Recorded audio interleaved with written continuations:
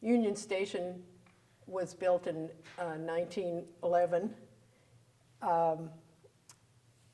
and it was the second official Union Station in Worcester.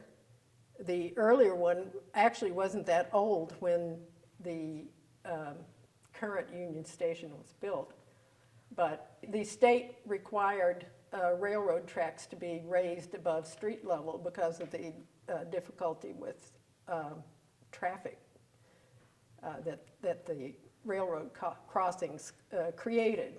So within a short period of time after the first Union Station was opened in 1875, this new station was built right next door to it, actually.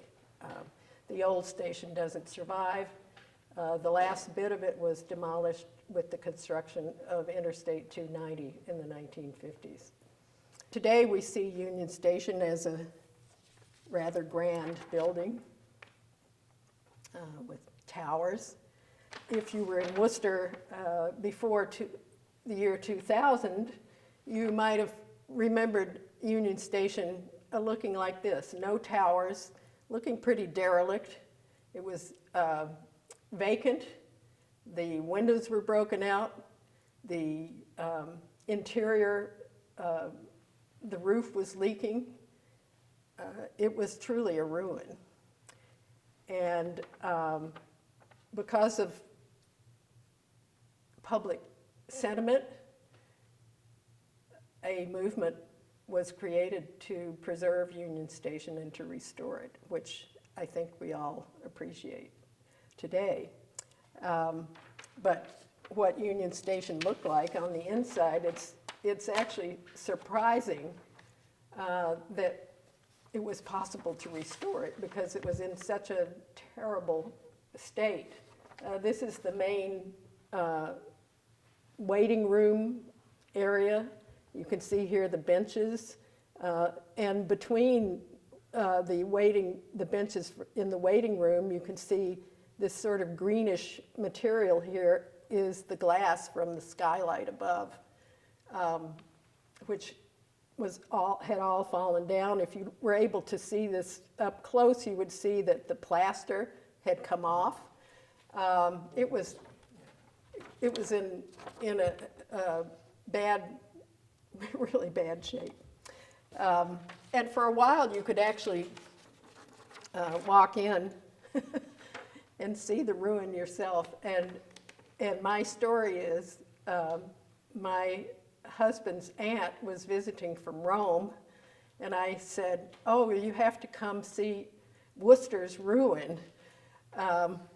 She was familiar with the Basilica of Maxentius in Rome, which truly is a ruin. The whole top part of the basilica, an ancient Roman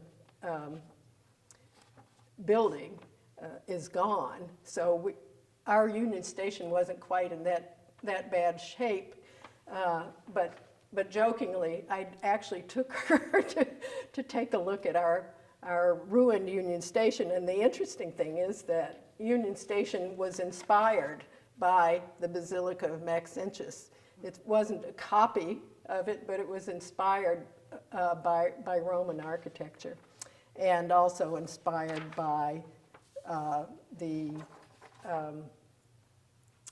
1893 Chicago Columbian Exposition.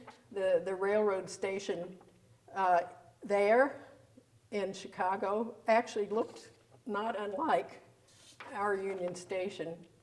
If you look at the central part with the three arches, there were no towers on it, but in Chicago, in that same white city, you can see other buildings that had towers similar to the ones that are on Union Station.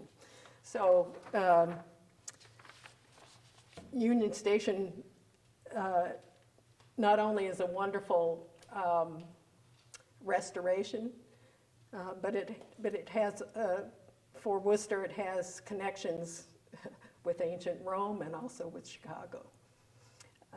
And I remember after the towers were restored, what a surprise it was at times driving down a street that you were familiar with, and all of a sudden you saw these tall white towers looming above, and it was quite a thrill for me.